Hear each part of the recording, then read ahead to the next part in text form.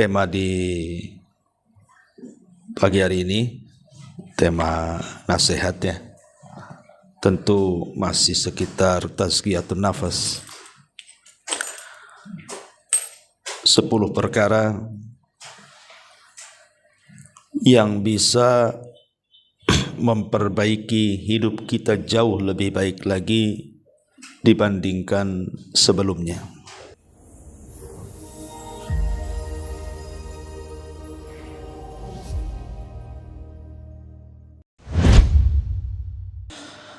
Assalamualaikum warahmatullahi wabarakatuh.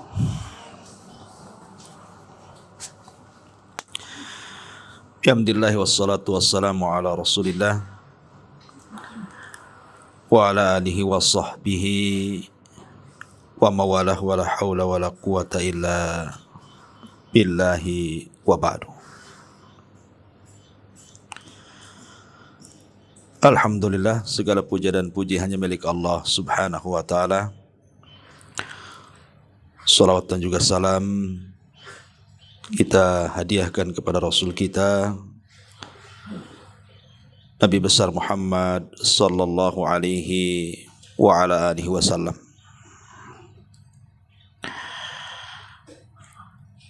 Alhamdulillah, di pagi hari ini kembali kita bisa duduk untuk bertolabul ilmi. Ini kitabnya udah dipesan belum ya?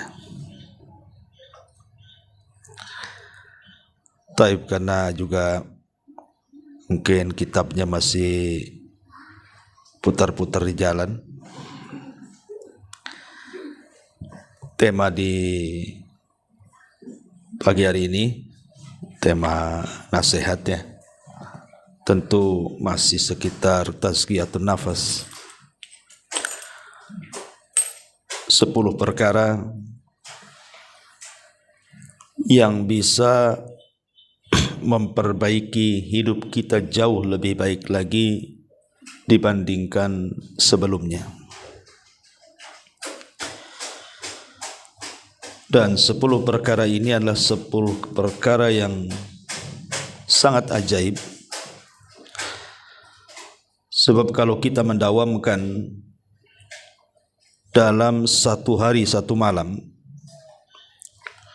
maka kita akan merasakan perubahan yang luar biasa pada pribadi kita, kehidupan kita, bahkan boleh jadi berdampak kepada keluarga kita.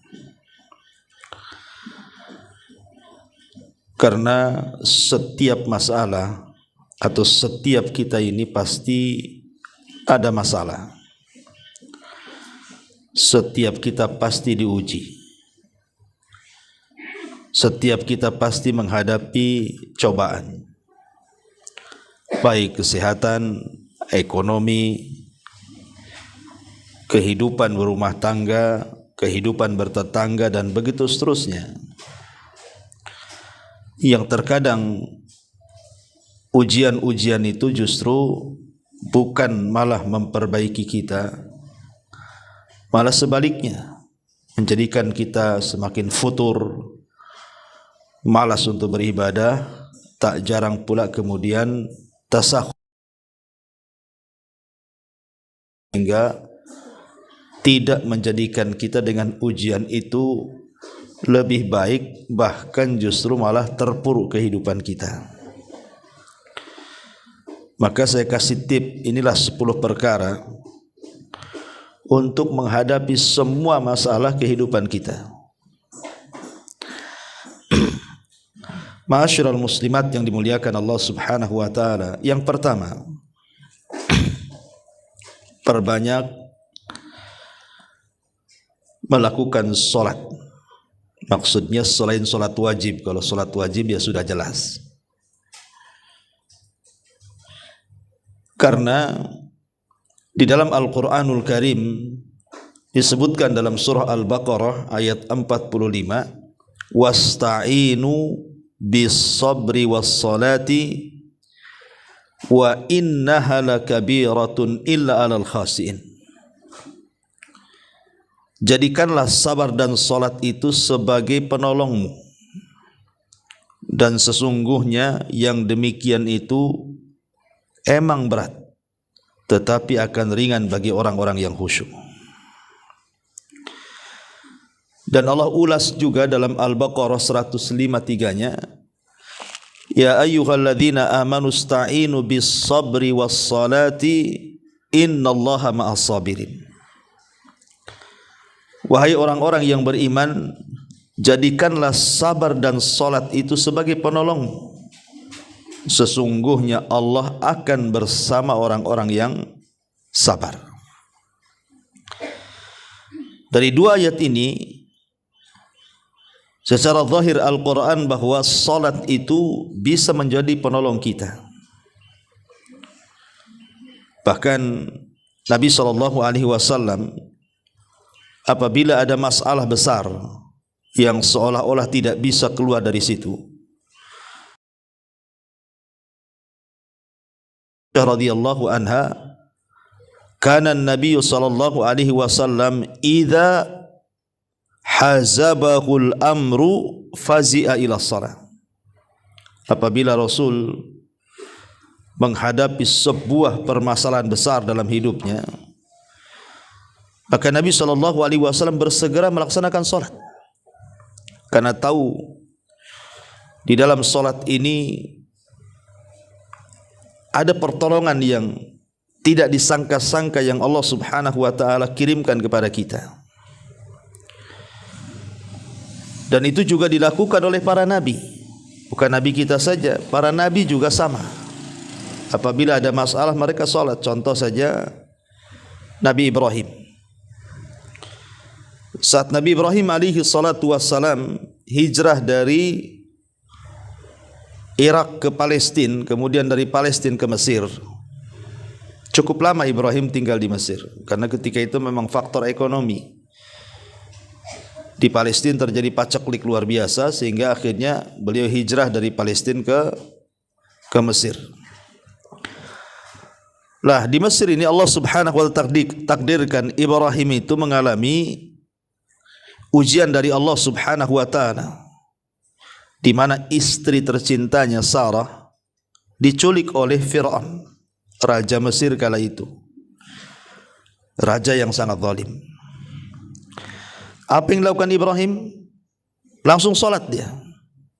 Ibrahim langsung salat, meminta kepada Allah Subhanahu wa taala agar istrinya diselamatkan.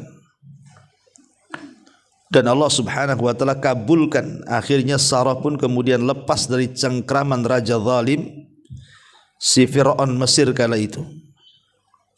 Kata para ulama, lihat bagaimana dahsyatnya salat bisa menghilangkan kesulitan. Bahkan Nabi Allah Zakaria alaihi salam, ketika Allah uji dia tidak punya keturunan, sementara dia sudah tua renta, kemudian istrinya pun mandul, artinya tidak bisa memberikan keturunan.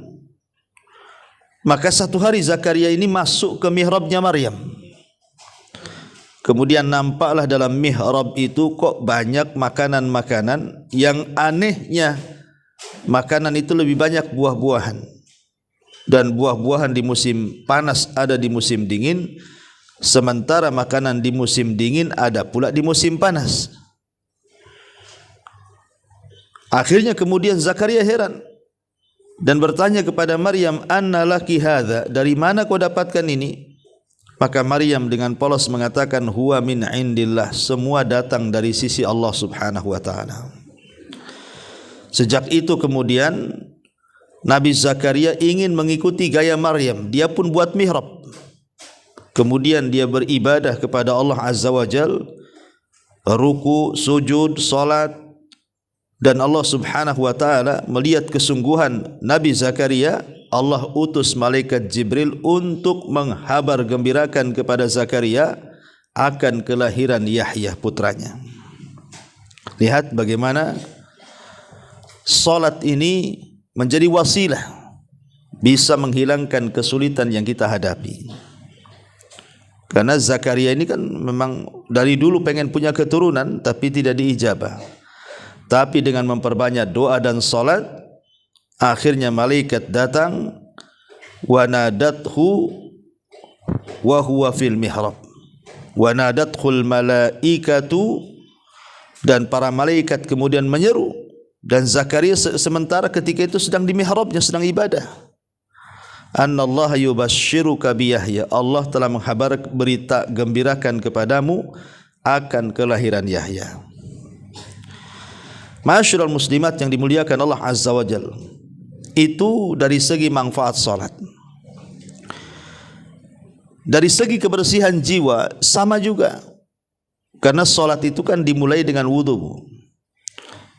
Sementara Nabi SAW pernah mengatakan, bagaimana pendapatmu kalau seandainya engkau memiliki sungai di depan rumahmu, sungai itu bersih, jernih, tidak ada kotoran sedikit pun. Kemudian engkau mandi 5 kali sehari di sungai itu, kira-kira bersih enggak ya? Ya bersih lah bu, mandi 5 kali ya. Gimana tak bersih mandi 5 kali? Dan tidak ada juga di antara kita yang mandi 5 kali kan bu ya. Paling kita ini sehari sekali atau 2 kali lah mandi ya. Tak tahu kalau ibu ada yang seminggu sekali, saya tak tahu. Tapi yang jelas bahwa kalau 1 hari mandi 5 kali ya bersih lah. Kata Nabi SAW, begitulah solat. Kalau setiap hari kita bersihkan dosa kita itu, dalam sehari 5 kali, tentu akan bersihlah dosa kita itu. Jadi dengan wudu kita membersihkan kotoran-kotoran yang ada pada badan kita dari hadas besar dan juga hadas kecil, karena sebelum solat kan harus bebas dari hadas besar dan hadas kecil. Lah solatnya itu sendiri membersihkan dosa. Ketika kemudian badan kita bersih, hati kita bersih, tidak punya dosa, pasti juga akan senang hidupnya. Makanya orang yang solat itu hidupnya lebih sumringah dibandingkan orang yang tidak solat. Karena orang yang solat itu kan memang hari-hari dia berhubungan dengan Allah Azza wa Jal, berjumpa dengan Allah, berdialog dengan Allah, sehingga ada hubung kaitlah kita dengan Allah Subhanahu wa ta'ala. Ini yang pertama ya, solat. Ya termasuk juga solat-solat sunnah tadi ya, solat-solat sunnah. Karena solat-solat sunnah juga penting kita lakukan itu supaya menempel hal-hal yang mungkin kurang ketika melaksanakan solat wajib. Kita kan tidak tahu, mungkin solat wajib kita melamun, tidak khusyuk, lalai, maka dengan solat sunnah terutama rawatib itulah bisa menempel kekurangan solat wajib. Apalagi Nabi SAW sampai mengatakan, ij'alu fi buyutikum min salatikum wala tattakhiduha qubura. Jadikanlah di rumah-rumah kalian itu bagian dari solat kalian. Makanya Nabi SAW kalau solat sunnah itu di rumahnya. Bukan berarti di masjid tidak boleh, boleh. Maksudnya Nabi SAW memperbanyak solat sunnah itu di rumahnya. Karena Rasul mengatakan jangan kalian jadikan rumah kalian seperti kuburan, sepi, tidak ada ibadah gitu ya. Karena mathalul baitil ladzi yadhkurullaha fi wal baitul ladzi la yadhkurullaha fi mathalul hayy wal mayyit. Kalau rumah tidak ada orang yang mengingat Allah di dalamnya, itu perbedaannya dengan rumah yang ada orang yang mengingat Allah di dalamnya. Mungkin rumahnya dibuat solat, baca Quran, zikir dan begitu seterusnya. Maka itu perbedaan dengan orang hidup dan orang mati, Bu. Apa bedanya orang hidup dan orang mati? Jelaslah, orang hidup ya hidup, orang mati ya mati kan itu ya. Orang hidup bisa bergerak, orang mati tidak bisa bergerak. Lah begitulah rumah yang dibacakan Al-Quran, rumah yang disolati, yang dibacakan zikir-zikir di situ, maka perbedaannya dengan rumah yang sama sekali penghuninya tidak mengingat Allah di dalamnya, itu sama dengan orang hidup dan mati itu. Makanya di sini penting solat. Yang kedua, memperbanyak solawat. Selain daripada solat, perbanyak solawat. Ma'asyiral muslimat yang dimuliakan Allah Subhanahu wa taala, ada sebuah hadis. Hadis ini dari seorang sahabat, Ubay ibn Ka'ab, dari bapaknya. Dan ma'ruf ya, Ubay ibn Ka'ab ini seorang sahabat Nabi SAW yang sangat pakar dalam Quran. Sampai-sampai pernah namanya disebut-sebut Allah Subhanahu wa taala. Sampai Rasul mengatakan, "Ya Ubay, Allah memerintahkan aku untuk membacakan kepadamu surah Al-Bayyinah." Kata Ka'ab, "Apakah namaku disebut-sebut ya Rasulullah?" Kata Rasul, "Ya, namamu disebut-sebut Allah," katanya.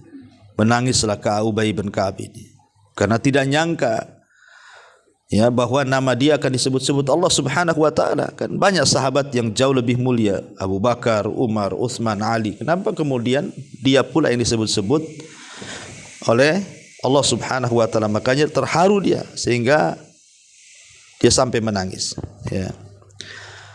Lah, Ubay bin Ka'ab ini dia meriwayatkan sebuah riwayat dari bapaknya. Beliau mengatakan, "Kana Nabi sallallahu alaihi wasallam idza dhahaba thulutsal laili qama." Rasul itu apabila masuk 2/3 malam, beliau langsung bangun. Faqala, dan dia mengatakan, "Ya ayyuhan nas, udzukurullaha, udzukurullaha." Wahai manusia, ingatlah Allah, ingatlah Allah, kata Rasul. Ja'at ar-rajifatu tatbauha ar-radifatu. Ja'al mautu bima fihi. Ja'al mautu bima fihi. Maka Rasul sallallahu alaihi wasallam mengatakan, ingat tiupan pertama akan datang dan diiringi oleh tiupan kedua. Ingat kematian akan datang dengan apa yang ada padanya. Kematian akan datang dengan apa yang membawa segala kelanjutannya. Kemudian qala, maka aku bertanya pada Nabi sallallahu alaihi wasallam ini, "Ya Rasulullah, inni uksiru salata alaika." Rasul, aku ini selalu membawa-bawa salawat untuk baginda, untukmu. Maka kemudian dia mengatakan, "Fakam aj'alu laka min salati." Kata Ubay bin Ka'ab ini, beliau mengatakan, lalu seberapa banyak aku harus bersalawat kepadamu wahai Rasul? Aku ini sudah sering bersalawat. Lalu seberapa banyak lagi aku harus bersalawat kepadamu? Maka kemudian Nabi SAW mengatakan, "Ma syi'tah, terserah engkau." Qala, kemudian dia mengatakan, "Ar-rubu'u, bagaimana kalau seandainya seperempat?" Kata Rasul, "Ma syi'tah, terserah kamu. Fa in zidta fa huwa khairun lak." Kalau memang bisa kau tambah dari seperempat itu, jauh lebih baik bagimu. Qultu, aku katakan, kata Ubay, "An-nisfu, bagaimana kalau separuh?" Qala, maka Rasul mengatakan, "Ma syi'tah, terserah engkau. Fa in zidta fa huwa khairun laka." Kalau kau mau menambah dengan salawatmu, itu lebih baik bagimu. Qala, maka dia mengatakan, "Fathulutsaini, bagaimana kalau 2/3 wahai Rasul?" Maka Rasul mengatakan, "Ma syi'ta fa in zidta fa huwa khairun laka." Terserah engkau. Kalau kau mau tambah itu lebih baik bagimu.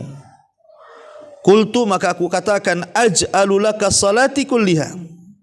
Bagaimana kalau seandainya aku akan menjadikan seluruh doaku untuk baginda, untukmu wahai Rasul? Qala, maka Rasul sallallahu alaihi wasallam mengatakan, idzan tukfa hammaka wa yughfaru laka dhanbuka. Qala Abu Isa, hadza hadisun hasanun sahih. Kata Rasul sallallahu alaihi wasallam, kalau begitu kau dicukupkan dari dukamu dan dosamu akan diampuni oleh Allah Azza wa Jal. Kemudian Al-Imam Abu Isa At-Tirmidzi mengatakan hadis ini hasan sahih. Taib. Lihat hadis ini. Ubay bin Ka'ab ini dia datang kepada Nabi sallallahu alaihi wasallam. Kemudian dia menceritakan bahwa dia itu orang yang paling banyak bersolawat. Sampai tadi melakukan dialog dengan Nabi sallallahu alaihi wasallam, bagaimana kalau kujadikan dalam setiap doaku sepertiga doaku untuk salawat. Kata Rasul, bagus. Kemudian dia mengatakan, gimana kalau ku tambah separuh doaku untuk salawat, katanya. Kata Rasul, bagus. Ya.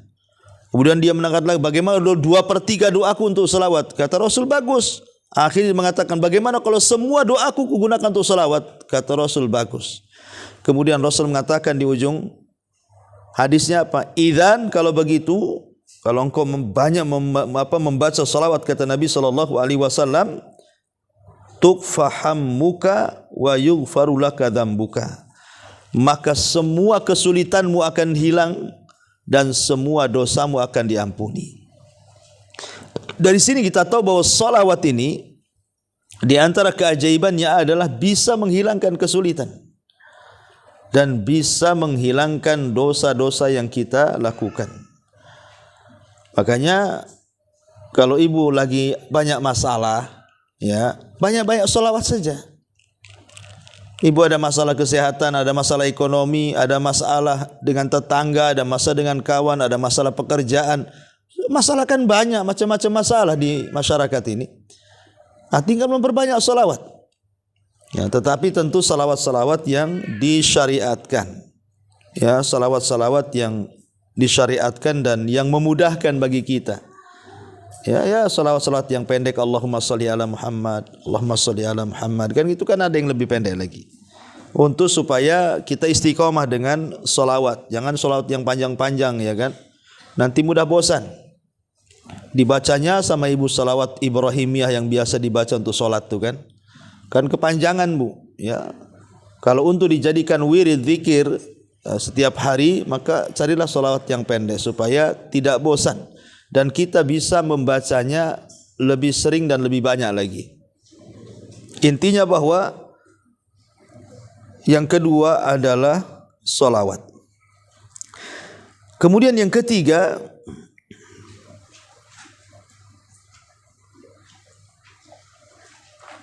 memperbanyak istighfar. Terutama sayyidul istighfar, Bu. Terutama sayyidul istighfar. Apa sayyidul istighfar itu? Allahumma anta rabbi la ilaha illa anta khalaqtani wa ana abduka wa ana ala ahdika wa wa'dika mastata'tu a'udzu bika min syarri ma sana' abu'u laka bi ni'matika 'alai wa abu'u laka bi dzambi faghfirli fa innahu la yaghfiru dzunuba illa anta. Itu namanya sayyidul istighfar. Sayyidul istighfar ini luar biasa faedahnya. Makanya disebutkan dalam hadis yang dikeluarkan Imam Bukhari dari Shaddad ibn Aus radhiyallahu an. Sampai-sampai Nabi SAW mengatakan, kalau kita ini membaca atau sering membaca sayyidul istighfar, apa kata Nabi SAW? Kalau kita baca di waktu pagi, ya, kemudian Allah Subhanahu wa Ta'ala takdirkan kita meninggal,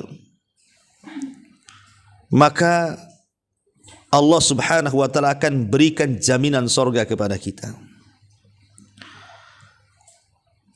Begitu juga kalau seandainya kita membaca di sore hari, kemudian Allah takdirkan kita tidur kemudian meninggal, maka Allah Subhanahu wa Ta'ala akan berikan jaminan dia surga. Makanya dalam Sabdanya Nabi SAW mengatakan, "Man qalaha minan nahari," barang siapa yang membaca sayyidul istighfar itu di siang hari, famata min yaumihi, maka di hari itu dia meninggal, qabla an yumsiya, sebelum masuk waktu sore, fahuwa min ahlil jannah, maka dia termasuk ahli surga. Tetapi waman qalaha minal lail, kalau dia membaca di malam hari, kemudian mata qabla an yusbih, meninggal sebelum waktu pagi, fahuwa min ahlil jannah, maka dia termasuk ahli surga. Lihat bagaimana dahsyatnya istighfar itu. Ada jaminan surga. Ada jaminan surga, terutama sayyidul istighfar. Kalau bisa dibaca sebelum tidur gitu ya. Karena kalau tidur kan kita tidak tahu bangun itu bangun lagi atau bangun tidak bangun seterusnya, kita tidak tahu. Tapi yang jelas bahwa istighfar ini, walaupun bukan sayyidul istighfar, istighfar biasalah kita katakan astagfirullah. Ini dahsyat sekali pengaruhnya. Karena Nabi SAW yang mengatakan, man lazimal istighfar, barang siapa yang melazimkan istighfar, kata Nabi SAW, maka Allah Subhanahu wa taala akan jadikan setiap kesulitan kita ini kemudahan. Ja'alallahu min kulli dzikin makhraja. Jadi setiap kesulitan pasti dicarikan jalan keluarnya itu. Bahkan wa min kulli hammin faraja. Kalau kita sedang sedih, sedang stres, Allah gantikan dengan kesenangan dan kebahagiaan. Bahkan lebih daripada itu, wa razaqahullahu min haitsu la yahtasib. Allah akan berikan rizki dari arah yang tidak disangka-sangka. Karena saya pernah mengalami juga, Bu. Saya suatu hari pernah memang mengalami hal yang bagi saya dalam hidup saya itu luar biasa itu. Menghadapinya sulit sekali. Ya, ketika ada fitnah yang luar biasa yang saya alami dalam hidup saya itu, kayaknya hampir mau keluar dari Batam. Pernah itu sampai saya ngomong sama istri itu, udahlah, enggak usah di Batam, ayolah kita hijrah aja ke tempat lain, ya. Tetapi saya coba setiap pagi, siang, sore, malam gitu, saya baca aja itu astagfirullah, astagfirullah, astagfirullah, terus aja gitu, Bu. Ya, memang luar biasa, ke hati juga tenang. Dan tidak sampai mungkin 1 minggu itu, Allah Subhanahu wa taala memang carikan jalan keluar semuanya. Dengan begitu cepat gitu ya. Jadi saya yakin sekali bahwa istighfar ini memang betul kata Nabi SAW, man lazimal istighfar itu ja'alallahu lahu min kulli dzikin makhraja. Barang siapa yang melazimkan istighfar itu memang luar biasa. Allah akan keluarkan pada setiap kesulitan kita itu kemudahan. Allah carikan jalan keluarnya yang kita ndak terpikir ke situ tuh. Tahu-tahu masalahnya itu terurai luar biasa. Ya, jadi saya anjurkan, karena saya pernah mengalaminya, ini pengalaman pribadi sih. Makanya ibu kalau ada masalah sesulit apapun kan, perbanyak istighfar aja. Ya, 1 hari itu di dapur, di jalan, di pasar, pokoknya jangan terus saja istighfar. Karena dahulu ada orang yang datang kepada Hasan al-Basri, seorang pemimpin tabi'in itu. Kemudian orang-orang ini datang kepada Hasan al-Basri membawa masalah yang berbeda satu dengan yang lainnya. Yang satu mengatakan, ya Imam, saya ini sudah menikah lama tapi tak kunjung punya keturunan. Yang satu mengatakan, ya Imam, saya sudah bekerja keras namun miskin terus, tak pernah kaya-kaya dan tak pernah dicukupkan. Kemudian yang ketiga, ya Imam, desa kami sudah paceklik kekeringan lama sampai kelaparan. Kira-kira apa solusinya supaya Allah menurunkan hujan? Akhirnya kemudian Hasan al-Basri menasihati apa? Menasihati untuk memperbanyak istighfar kepada tiga-tiganya itu. Baik kepada yang lama tidak punya anak, baik kepada yang sudah bekerja tidak pernah kaya, baik kepada orang yang paceklik sehingga tanahnya mulai kekeringan, terjadi kelaparan di mana-mana, kata Hasan Al-Basri, beristighfarlah kalian. Kemudian dia membacakan surah Nuh. Apa kata Allah Subhanahu wa taala? Faqultu astaghfiru rabbakum innahu kana ghaffara. Yursilis samaa 'alaikum midrara wa yumdidkum bi amwalin wa banin wa yaj'al lakum jannatin wa yaj'al lakum anhara. Maka aku katakan, beristighfarlah kepada Rabb kalian, karena Dia Zat yang Maha Pengampun. Kalau kalian memperbanyak istighfar, kata Allah, Allah akan hujani kalian dari langit. Allah akan memperbanyak harta kalian dan anak-anak, dan Allah akan menjadikan kebun-kebun, hutan-hutan, dan Allah juga akan menjadikan sungai-sungai dan begitu seterusnya. Tetapi masalahnya, malakum la tarjuna lillahi waqara. Kalian tidak pernah mengagungkan Allah dengan sebenar-benar pengagungan. Jadi ayat ini lihat bagaimana keagungan istighfar itu. Pertama, yursilis sama alaikum midrara, menjadikan sebab turunnya hujan. Kemudian yang kedua, wa yumdidkum bi amwalin, menjadikan sebab banyaknya harta. Kemudian wabanin, dan menjadikan sebabnya banyak keturunan. Makanya wajar kalau Hasan Al-Basri mengatakan, perbanyaklah istighfar kalian. Ngomong ke yang tiga-tiganya tuh. Dari sini kita tahu bagaimana dahsyatnya istighfar itu bisa mempengaruhi kehidupan kita. Ya, ini yang ketiga, perbanyak istighfar. Kemudian yang nomor 4, perbanyak membaca surah Al-Ikhlas, Bu. Surah Al-Ikhlas itu, Bu, pendek. Ya, perbanyak membaca surah Al-Ikhlas. Surah Al-Ikhlas ini sebenarnya ada 2, Bu. Kalau di Quran disebut surah Al-Ikhlas itu berarti menunjukkan kedua surat. Pertama, surah Qul huwallahu ahad, Allahus samad, lam yalid walam yulad walam yakul lahu kufuwan ahad, itu surah Al-Ikhlas. Atau kepada surat Qul ya ayyuhal kafirun, la a'budu ma ta'budun. Nah, itu juga disebut surah Al-Ikhlas tuh. Jadi Qul huwallah dan Qul ya ayyuhal kafirun. Ulama menyebutnya 2 surat ini disebut 2 surat Al-Ikhlas. Kenapa demikian? Karena Qul huwallahu ahad ini lebih kepada tauhid rububiyah dan asma dan sifat. Tetapi kalau Qul ya ayyuhal kafirun lebih kepada tauhid uluhiyah. Makanya Rasul selalu menggandeng tuh Qul huwallah dengan Qul ya ayyuhal kafirun tuh pada setiap salat sunnahnya.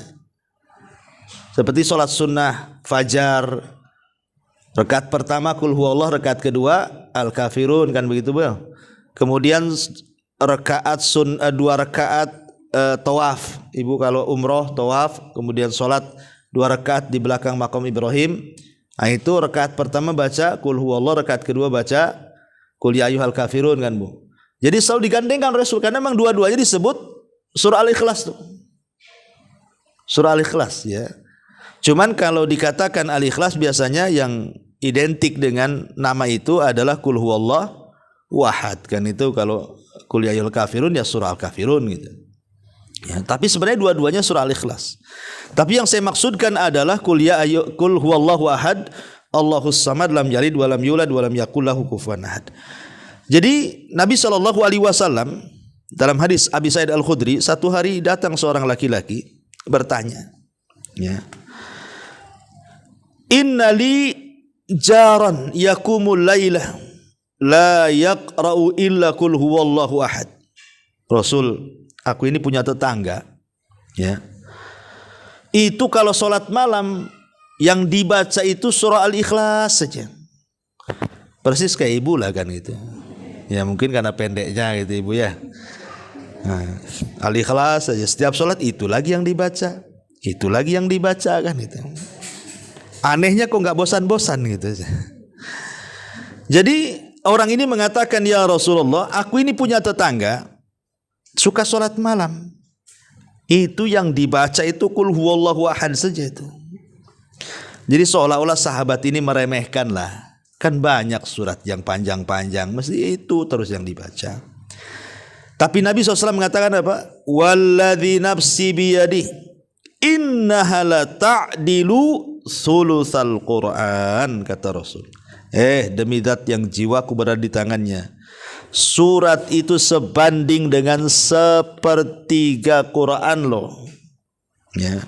Artinya kalau dia membaca Qul huwallah 1 kali sama dengan membaca sepertiga Quran. Kalau 2 kali sama dengan 2/3 Quran. Kalau 3 kali hatamlah Quran. Ya. Coba Bu, kalau ibu tiap hari baca 3 kali saja Qul huwallah, itu sama dengan ibu menghatamkan Quran. Kalau sampai ibu baca ya umpamanya 9 kali, berarti seolah-olah ibu menghatamkan Quran 3 kali itu.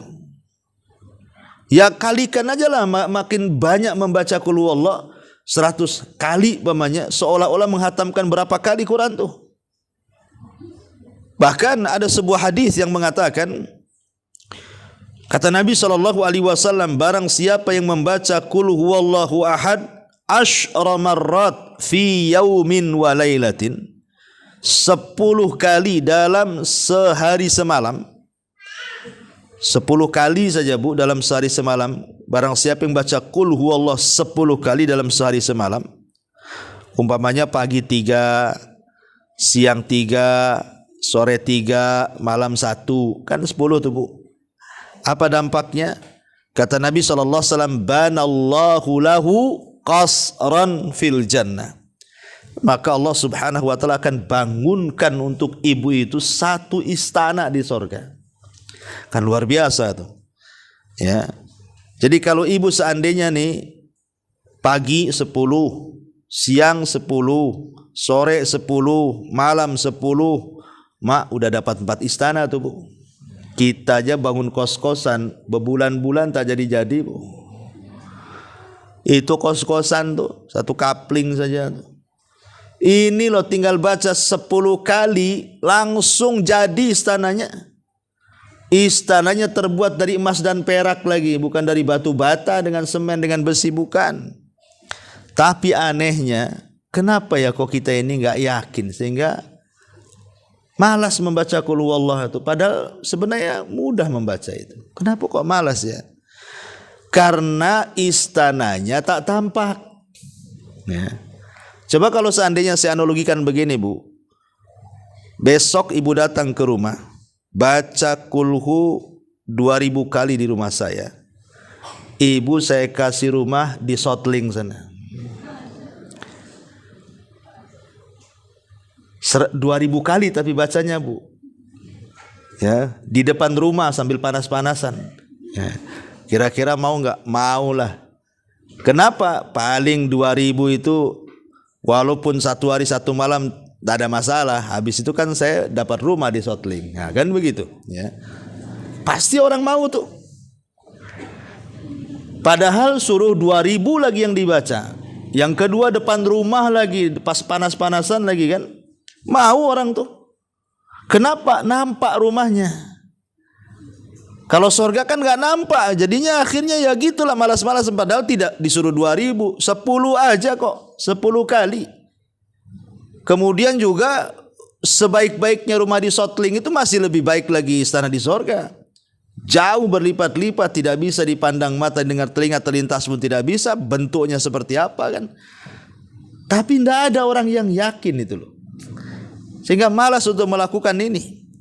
Padahal itu perkara ringan tuh. Ada apa? Apa masalahnya? Ulama menjawab nih. Ini kenapa? Kenapa kita ini lebih suka yang tampak, tidak suka yang tidak tampak. Lebih suka dunia dan tidak suka dengan surga. Karena Al-Quran itu selalu mendahulukan dunia dibandingkan akhirat. Makanya lihat contoh, Allah mengatakan bal tu'thirunal hayatad dunya wal akhiratu. Bahkan kalian lebih mengutamakan kehidupan dunia dan akhirat itu, padahal khairun wa abqa. Lah, ketika Allah dahulukan dunia, kemudian sorga, kemudian akhirat, makanya orang itu lebih cinta dunia. Coba kalau kita balik Bu.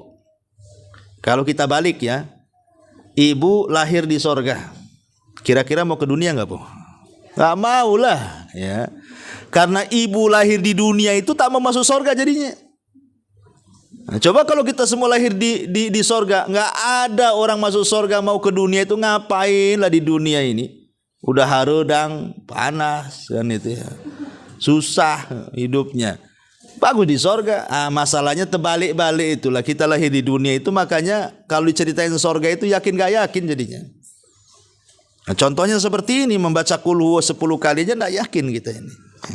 Makanya di sini yang nomor 4, perbanyak surah Al-Ikhlas. Ya, karena Al-Ikhlas ini juga bisa membersihkan hati, karena isinya tauhid. Al-Ikhlas ini pengenalan kita kepada Allah, ya, dan meniadakan kesyirikan di dalamnya. Surah Al-Ikhlas surah yang sangat agung sekali kan. Karena ini membantah semua kesyirikan yang dilakukan semua agama. Ketika orang-orang Nasrani mengatakan bahwa Isa anak Tuhan, Isa satu di antara 3 Tuhan, bahkan Isa Tuhan itu sendiri, maka Allah katakan qul huwallahu ahad, Allahus samad. Allah lah zat yang esa, semua kembali bergantung kepadanya. Tidak ada selain Allah Tuhan. Kemudian kalau dikatakan dia beranak dan diperanakkan, Allah katakan lam yalid wa lam yulad. Terbantahlah orang-orang Nasrani dengan surah Al-Ikhlas ini. Yahudi mengatakan Uzair juga anak Allah, dibantah juga lam yalid wa lam yulad. Orang-orang musyrik mengatakan malaikat anak-anak putri Allah, Allah katakan juga lam yalid wa lam yulad. Dan begitu seterusnya. Nah, jadi bacalah, Bu, ya, perbanyak surah Al-Ikhlas, terutama sebelum tidur. Kemudian juga yang nomor 5, perbanyak mengucapkan la haula wala quwata illa billah. Perbanyak mengucapkan la haula wala quwata illa billah. Kenapa? Karena kalimat la haula wala quwata illa billah itu, kata Rasul, kanzun min kunuzil jannah. Itu satu harta yang mahal yang tersimpan dari harta-harta surga. Dan itu disebutkan di dalam hadis dari Hazim ibni Harmalah radhiyallahu an. Nabi SAW mengatakan, dia mengatakan, marartu bin Nabi SAW, satu hari aku lewat berpapasan dengan Nabi, kata Hazim ibn Harmalah ini. Faqala li, tiba-tiba Rasul mengatakan kepadaku, ya Hazim, wahai Hazim, akthir min qawli la haula wala quwata illa billah. Perbanyak ucapkan olehmu la haula wala quwata illa billah, fa innaha min kunuzil jannah. Karena la haula wala quwata illa billah itu adalah kunuz, harta pembendaharaan sorga. Masyarul muslimat yang dimuliakan Allah Azza wa Jalla, Imam Nawawi ketika memberikan catatan kepada hadis ini, dia mengatakan apa? Wal kanzu, adapun kalimat kanzu, kata Imam Nawawi, annahu thawabun muddakharun fil jannah. Itu adalah pahala yang sangat besar yang sengaja Allah tabung untuk di akhirat kita. Ini faedah yang pertama, ya, membaca la haula wala quwata illa billah. Kemudian faedah yang kedua, bahwa la haula wala quwata illa billah itu adalah babun min abwabil jannah. Dia adalah pintu dari pintu-pintu sorga. Disebutkan dalam hadis Mu'ad bin Jabal radhiyallahu an, Nabi mengatakan, ala adulluka ala abwab min abwabil jannah, ala adulluka ala babin min abwabil jannah. Maukah aku tunjukkan kepadamu satu pintu dari pintu-pintu sorga? Wa ma huwa, apa itu? Kata Mu'ad, apa itu ya Rasulullah? Maka Rasul mengatakan la haula wala quwata illa billah. Itulah pintu daripada pintu sorga. Dan ingat, kita ini hari-hari melakukan dosa kan, Bu? Hari-hari kita melakukan dosa. Tidak mata ya telinga, tidak telinga ya hidung, tidak hidung ya mulut, tidak mulut ya otak, tidak otak ya tangan, kaki, ngelangkah kemana-mana. Pasti setiap hari kita berdosa. Tidak mungkin. Kalau ada orang mengatakan gak pernah berbuat dosa, kadzab, dustakan perkataan orang itu. Setiap hari kita ini melakukan dosa. Saking banyaknya dosa kita ini terkadang sampai sebanyak buih di lautan, boleh jadi seperti itu mungkin bahasanya.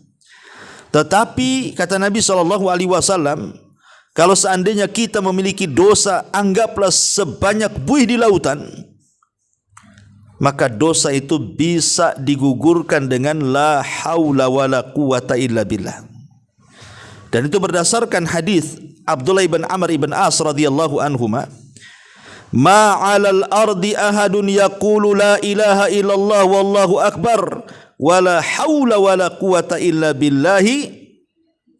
Tidaklah ada manusia di permukaan bumi yang mengatakan la ilaha illallah Allahu akbar, kemudian la haula wala quwata illa billah, kecuali dosa-dosanya akan digugurkan walau kanat misla zabadil bahri, walaupun dosa itu sebanyak buih yang ada di lautan. Luar biasa ya kan. Jadi ini juga bisa membersihkan hati. Membaca la haula wala quwata illa itu bisa membersihkan hati dari dosa-dosa. Bahkan kalau seandainya kita meninggal, pamannya ibu membaca la haula wala quwata illa billah ini di malam hari sebelum tidur ya, kemudian summa mata fi dzalikal yaum, Allah takdirkan meninggallah kita di hari itu, ghufira lahu dzambahu, maka dosa-dosa ibu akan diampuni. Artinya ibu dianggap husnul khotimah gitu maksudnya. Ini kan luar biasa Bu ya. Hanya mengucapkan la haula wala quwata illa billah. Ini yang nomor berapa Bu? Nomor 5 ya. Kemudian nomor 6. Nomor 6, perbanyak membaca al-baqiyat as-salihat. Al-baqiyat as-salihat.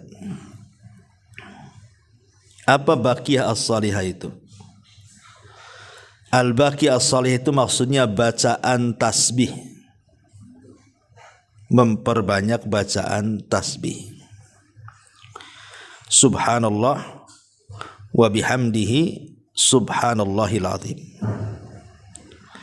Subhanallah walhamdulillah wa la ilaha illallah Allahu akbar la haula wala quwata illa billah. Itulah al-baqiyat as-salihat itu.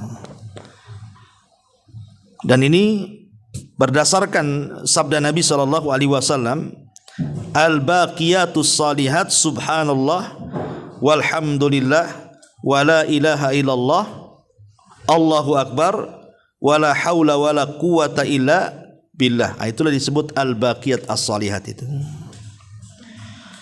Disebutkan dalam sebuah hadis yang sahih ya, Nabi SAW mengatakan, jadi kalau kita membaca al-baqiyat as-salihat ini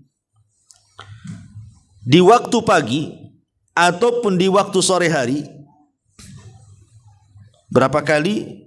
Mi'ata marratin, 100 kali. Maka kata Nabi SAW, ghufirat khatayahu wa in kanat min zabadil bahri, maka akan diampuni semua kesalahannya walaupun kesalahannya sebanyak buih yang ada di lautan. Subhanallah ya. Lihat ya, kalau kita membaca al-baqiyat salihat ini 100 kali, maka kita bisa menghapuskan dosa-dosa kita ini yang banyaknya sebanyak buih yang ada di lautan. Makanya dalam satu hari Nabi SAW pernah kedatangan Fatimah. Jadi Fatimah itu udah kelelahan karena masak-masak sendiri gitu, cari kayu sendiri, ngadon sendiri, sampai tangannya itu pecah-pecah Bu, dan lemah gitu ya, lelah. Karena zaman dulu kan kalau mau masak kan harus cari kayu bakar bukan. Mungkin ibu yang sekarang udah tua ya kan pernah ngalami lah yang di kampung-kampung itu kan belum ada kompor dulu kan, Kalau ada pun kompor bukan pakai sekarang gas kan, Bu, pakai minyak tanah. Tapi kalau orang kampung tuh masih ada juga sampai sekarang itu pakai kayu ya. Tapi umumnya kan orang dulu pakai kayu, Bu. Ya. Jadi orang dulu tuh kan ke kebun dulu, Fatimah ini nyari kayu, habis dapat kayu kemudian dibakar, masak dan begitu, lelah lah istilahnya. Jadi Fatimah ini mendengar Nabi SAW pulang dari peperangan dan membawa banyak harta rampasan perang termasuk tawanan-tawanan, budak-budak. Jadi Fatimah ini inginlah datang kepada Rasul meminta untuk dicarikan pembantu. Entah 1 atau 2 pembantu supaya meringankan pekerjaan dia. Ya sama dengan ibu juga kan, kalau ada pembantu agak ringan lah. Harusnya ibu nyapu disapukan, harusnya ibu ngepel dipelkan, harusnya ibu nyuci dicucikan, kan agak tenang, Bu, ya kan. Itulah yang dipikirkan oleh Fatimah. Ya sama juga lah, pikiran perempuan semua sama sejak zaman dulu sampai sekarang kan maunya ndak capek kan itu ya. Lah rupanya ketika sampai di rumah Nabi tak nampak Nabi, yang ada Aisyah istrinya. Jadi diceritakanlah sama Aisyah itu. Dan ingat Aisyah dengan Fatimah itu masih tuaan Fatimah ya dibandingkan Aisyah itu 2 tahun. Jadi Fatimah lebih muda gitu ya. Aisyah lebih muda dibandingkan Fatimah. Padahal ibunya gitu ya. Jadi kata Aisyah, tunggu sampai datang Rasul, nanti saya akan ngomong. Setelah Fatimah pergi, datang pula Nabi SAW itu. Jadi diceritakanlah sama Aisyah itu, Fatimah ini pengenlah pembantu 1-2 pembantu karena dia pikir capek gitu ya. Akhirnya Nabi SAW langsung bergegas, Bu, menemui Fatimah. Subhanallah, saking sayangnya Rasulullah SAW langsung datang ke rumah putrinya. Ketika sampai di rumah putrinya, nampaklah di situ ada Fatimah dan suaminya Ali bin Abi Thalib radhiyallahu anhu. Dipanggillah keduanya, kemudian diajak ngobrol. Kata Nabi SAW, aku dengar wahai Fatimah, engkau datang ke rumah, kau ingin dapat pembantu ya? Kata Fatimah, iya wahai Rasul. Maka Rasul mengatakan gini, Fatimah, bagaimana kalau seandainya aku ajarkan kepada kalian berdua beberapa kalimat yang kalau kalian berdua mengucapkannya itu lebih baik dibandingkan pembantu laki-laki atau perempuan? Mau enggak? Kata Rasul. Kata Ali dan Fatimah, apa itu kalimat itu wahai Rasul, yang lebih baik dibandingkan pembantu laki-laki dan perempuan itu? Maka Nabi SAW kemudian mengatakan, bacalah tasbih subhanallah 33 kali. Kemudian baca tahmid 33 kali. Kemudian baca takbir 100 kali. Jadi tasbih 33 kali, tahmid 33 kali, kemudian takbir 40 kali, jadi semuanya 100. Kata Nabi SAW, kalau engkau lakukan ini sebelum tidurmu, katanya, maka ini lebih baik daripada engkau punya pembantu laki-laki dan perempuan. Maka Ali radhiyallahu anhu mengatakan, sungguh dari wejangan Rasul itu bahwa membaca tasbih, tahmid dan tahlil itu, tasbih, tahmid dan takbir itu lebih baik dibandingkan pembantu laki-laki dan perempuan. Aku tidak pernah meninggalkannya walaupun saat peperangan, kata Ali. Walaupun saat peperangan tetap aku baca tuh. Kan luar biasa, Bu, ya kan?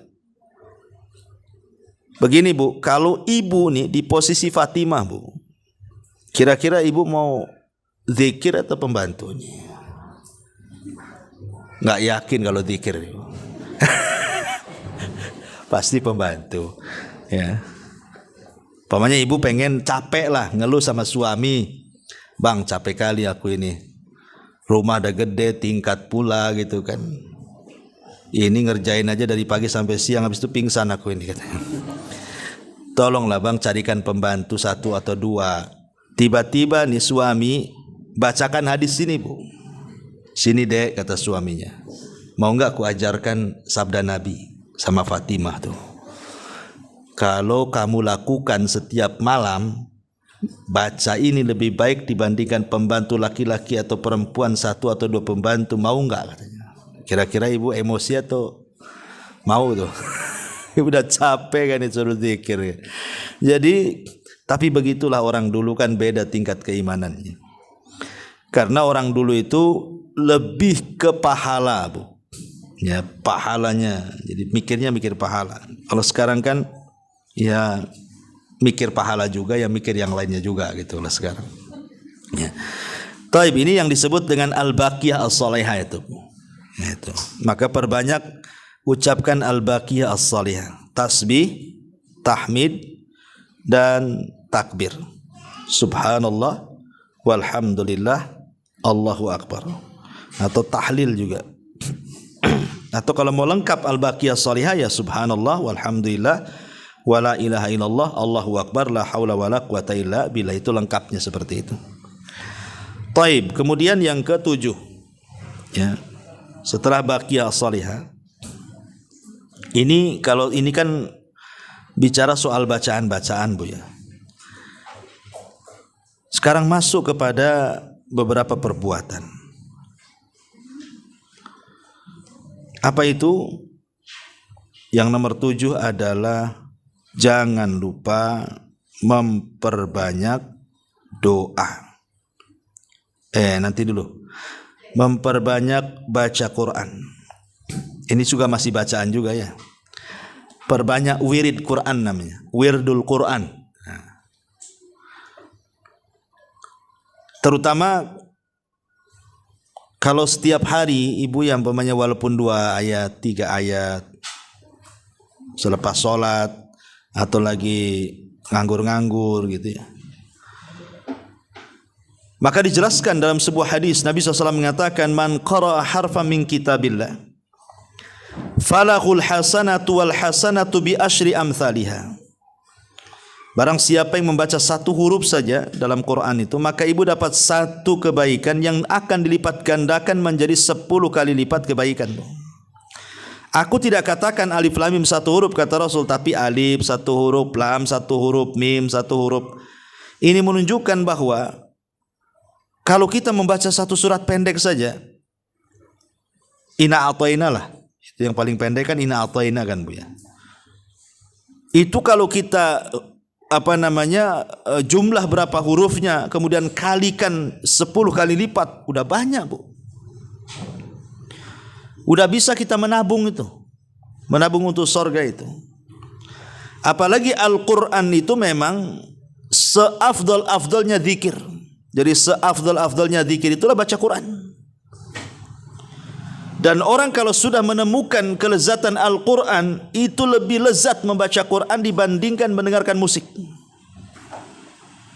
Kalau orang sudah mendapatkan selahnya gitu ya, bahwa membaca Quran itu lezat, kata para ulama salaf, maka baca Quran bahkan mendengar Quran itu jauh lebih lezat dibandingkan bernyanyi dan mendengarkan musik.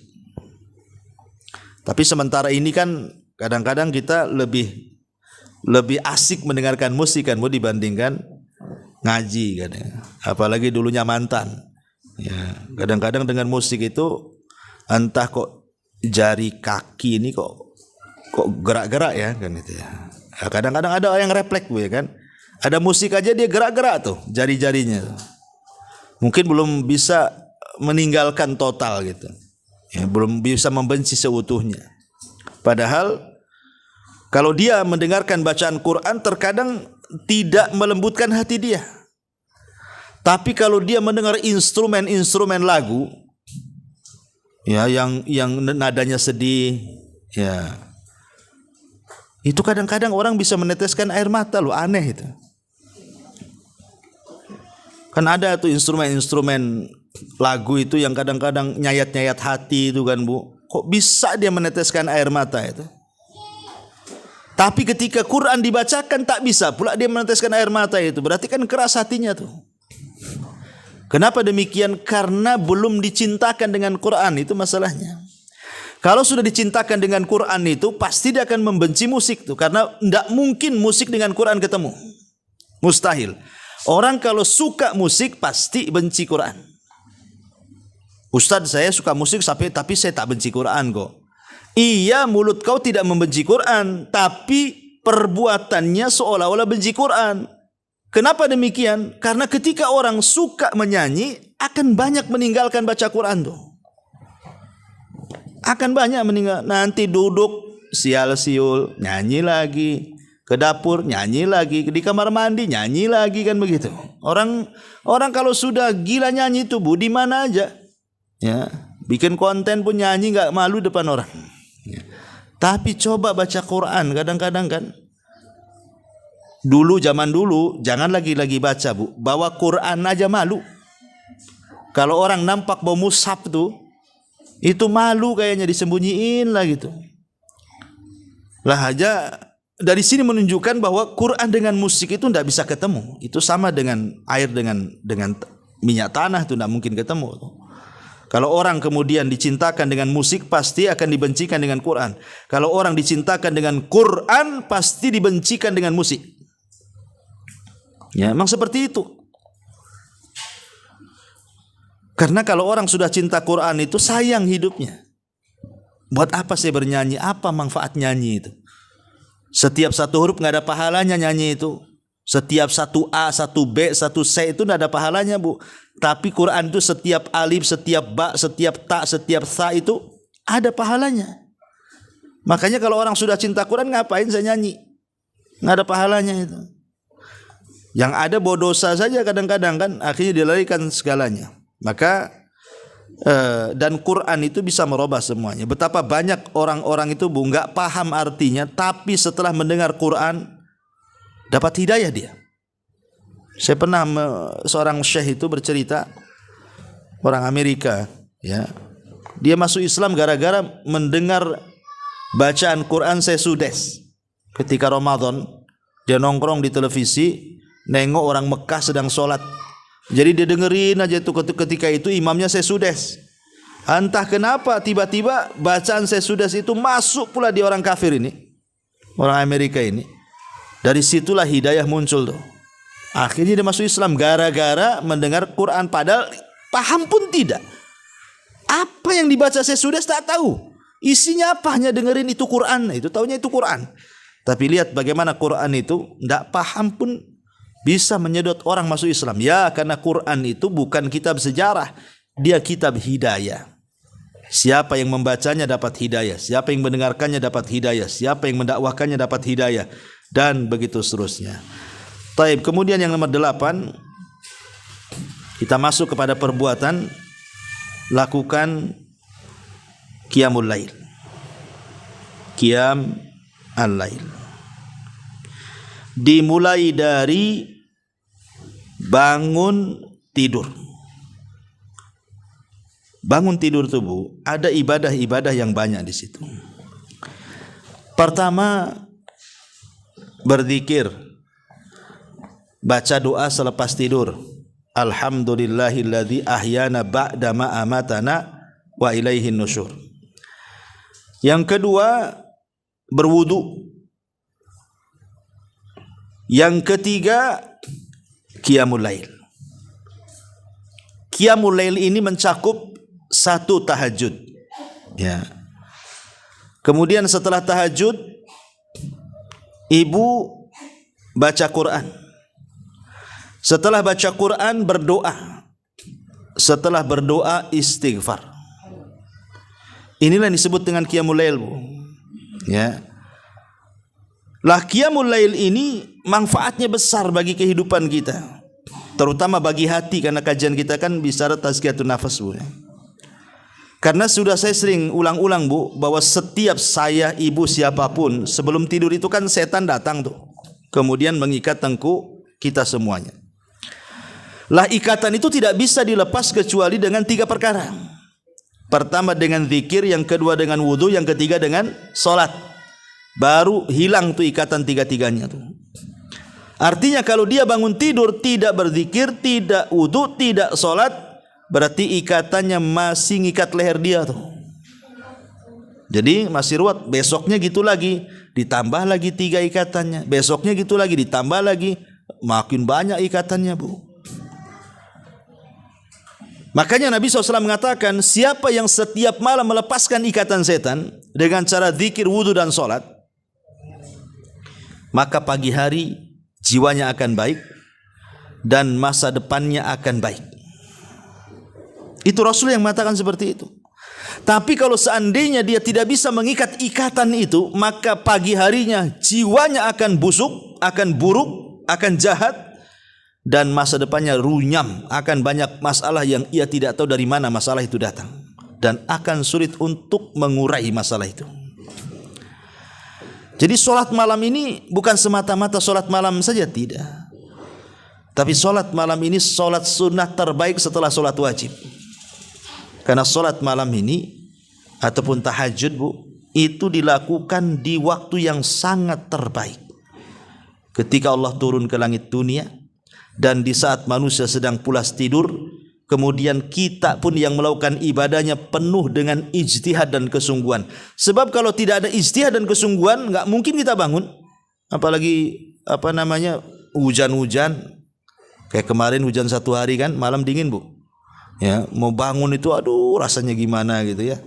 Sehingga perlu kesungguhan, dan disitulah letak hidayahnya. Wa man yujahidu fina lanahdiyannahum subulana. Barang siapa yang sungguh-sungguh, Bu, itulah hidayah di situ. Bangunlah kita padahal malam masih gelap, kemudian juga masih ngantuk, cuaca dingin, tapi dia bangun. Kemudian untuk ibadah, kalau tidak dikatakan ikhlas apa namanya, Bu? Coba, orang yang sungguh-sungguh bangun kayak gini, kalau enggak ikhlas itu apa namanya? Ma'asyiral muslimat yang dimuliakan Allah Azza wa Jalla. Makanya qiyamul lail ini termasuk syaraful mukmin, kemuliaan seorang mukmin. Kata Rasul, syaraful mukmin qiyamuhu bil laili. Kemuliaan seorang muslim itu ditentukan dengan qiyam lailnya. Ini yang nomor 8. Nomor 9, ya. Jangan lupa salat duha, Bu. Karena salat duha ini banyak faedahnya. Banyak sekali faedahnya. Karena setiap hari kan kita disuruh untuk mengeluarkan sedekah. Rasul itu memerintahkan kita, Bu, untuk mengeluarkan sedekah. Di mana setiap ucapan kita subhanallah itu dianggap sedekah. Alhamdulillah dianggap sedekah. La ilaha illallah dianggap sedekah. Allahu akbar dianggap sedekah. Memerintahkan kebaikan dianggap sedekah. Mencegah dari kemungkaran dianggap sedekah. Tapi tidak perlu kita lakukan. Cukup kita melakukan 2 rakaat duha itu sudah sama dengan orang yang melakukan seperti itu. Dan ini menunjukkan bahwa salat duha itu salat yang sangat istimewa dari semua sedekah yang kita lakukan di siang hari itu. Apalagi sedekah juga dilakukan di waktu ketika manusia sedang lalai mengejar dunia, kita pula mengejar akhirat. Makanya pahalanya besar. Makanya disebut sholatul awabin, sholatnya orang bertobat. Kenapa disebut sholat duha itu sholatnya orang bertobat? Karena di saat manusia lalai, sibuk, orang pasar di pasar, orang kebun di kebun, orang kantor di kantor, orang jalan di jalan, tiba-tiba ibu keluar dari kesibukan manusia, kemudian sholat duha. Kalau bukan ahli tobat apa namanya, Bu? Makanya Rasul mengatakan sholat duha itu sholatul awabin, sholatnya orang yang bertobat. Ya, karena memang dilakukan di saat manusia sedang sibuk. Dan Nabi SAW sampai mengatakan, barang siapa yang sholat subuh kemudian tidak beranjak dari tempatnya, kemudian berzikir kepada Allah sampai terbit matahari, kemudian meninggi 1 tombak, itu disebut syuruk, waktu terbitnya matahari. Kemudian ibu melakukan 2 rakaat syuruk, maka pahalanya sama dengan haji dan umrah secara sempurna. Sebagian ulama fikih mengatakan bahwa salat syuruk itu salat duha yang diawalkan, ya. Jadi salat syuruk itu ada sebagian ulama mengatakan salat duha yang diawalkan. Walaupun ada juga ulama mengatakan bukan, duha sendiri, syuruk sendiri, ya. Tapi ada yang mentafsirkan bahwa syuruk itu adalah salat duha yang diawalkan. Nah, makanya salat duha ini walaupun hanya 2 rakaat jadilah gitu ya. Kemudian yang terakhir yang nomor 10, Bu. amalan-amalan sebelum tidur. Ya. Amalan-amalan sebelum tidur kan banyak. Seperti umpamanya ibu membaca surat ayat kursi, kan jelas tuh. Kalau ibu membaca ayat kursi sebelum tidur, ataupun kul a'udzu birabbin nas dan kul a'udzu birabbil falaq, maka sampai pagi ibu akan dilindungi dari setiap kejelekan, setiap kejahatan, baik dari setan, baik dari orang yang hasad, baik dari binatang-binatang yang berbisa, yang mencelakakan, yang beracun dan begitu seterusnya, baik dari sihir. Maka orang yang membaca ayat kursi di malam hari kemudian kita tertidur, maka kita akan dibangunkan, dijaga oleh Allah. Kemudian berwudu, ini yang paling penting, karena kalau ibu berwudu nih sebelum tidur, itu nanti kalau ibu tidur ada malaikat di sebelah kiri kanan ibu tuh. Kalau ibu berguling ke arah kanan, malaikat sebelah kanan akan mengatakan Allahumma gfir lahu, Allahumma arhamhu. Ya Allah, ampunilah orang ini, ya Allah rahmati orang ini. Kalau ibu balik guling ke arah kiri, itu juga sama, malaikat sebelah kiri akan mengatakan ya Allah ampuni orang ini, ya Allah rahmati orang ini. Pokoknya setiap ibu bergerak itu kan, maka malaikat kiri kanan itu pasti akan mengatakan seperti itu, Bu. Ya, jadi kalau gerak sana, gerak sini, pasti didoakan malaikat. Tapi kalau suami di sampingnya tak tahu ini gerak-gerak, apa ini istri saya ini gerak sana gerak sana. Tapi yakin Bu, orang yang berwudu itu akan dijauhkan dari mimpi buruk. Kemudian juga malaikat akan mendoakan ibu. Karena hadisnya seperti itu. Ya man bata tahiran, barang siapa yang tidur dalam posisi dia tahir, bersih dari hadas, maka malaikat di samping kiri akan mengatakan Allahumma gfir lahu, Allahumma arhamhu. Ya, kemudian juga ada doa yang bagus sekali kalau ibu mau baca itu kan. Apa doanya? Doa yang diajarkan Nabi SAW kepada Bara ibn Azib. Ya, kalau bismikallahumma ahya, bismikallahumma apa? Itu yang biasa itu ya. Amutu wa ahya itu sudah yang biasa. Tapi yang luar biasa adalah doa Allahumma aslamtu nafsi ilaika, kemudian wa fawwadtu amri ilaika wa alja'tu dhahri ilaika ragbatan wa rahbatan ilaika la malja'a wa la manja minka illa ilaika amantu bi kitabika alladhi anzal wa bi nabiyyika alladhi arsal. Ini yang paling luar biasa, Bu. Kalau ibu mau baca sebelum tidur, baca doa ini. Allahumma, ya Allah, aslamtu nafsi ilaika, aku serahkan jiwaku kepadamu. Wa fawwadtu amri ilaika, aku serahkan seluruh urusanku kepadamu. Wa alja'tu dhahri ilaika, aku serahkan punggungku kepadamu. Wa ragbatan wa rahbatan ilaika, suka ataupun tidak suka untukmu ya Allah. La malja'a wa la manja minka illa ilaik, tidak ada tempat lari kecuali kepadamu ya Allah. Amantu bi kitabika alladhi anzal, aku beriman dengan kitab yang kau turunkan. Wa bi nabiyyika alladhi arsal, dengan nabi yang kau utus. Ini dampaknya luar biasa. Fa imitta idza asbahta alal khair wa in mitta alal fitrah. Kalau ibu dibangunkan setelah baca doa ini, maka ibu akan dibangunkan dalam kondisi baik. Tapi kalau ibu diwafatkan, maka ibu diwafatkan dalam posisi wafat di atas fitrah, tak punya dosa, di atas Islam. Wala tamutunna illa wa antum muslimun. Ya, inilah diantara 10 perkara ini kalau kita lakukan satu hari satu malam, Bu, insyaallah nampak itu dampaknya seperti apa. Jangan lama-lama ya, sebulan, seminggu aja rutinkan ini 10 perkara ini, pasti kita akan mendapati kehidupan yang jauh lebih baik dibandingkan sebelumnya. Wallahu a'lam bishawab. Ya, sampai sini aja, Bu. Subhanaka wa bihamdika asyhadu an la ilaha illa anta astaghfiruka wa atubu ilaik. Allah ta'ala. Assalamualaikum warahmatullahi wabarakatuh. Intinya bahwa tolong berakhlak kepada Allah. Membahas tafsir dari surah Al-Imran. Lahirlah Imam Muslim, Abi Dawud, Tirmidzi, Ibnu Hibban. Jadi ketika Yunus alaihi salatu wassalam terkena undian itu,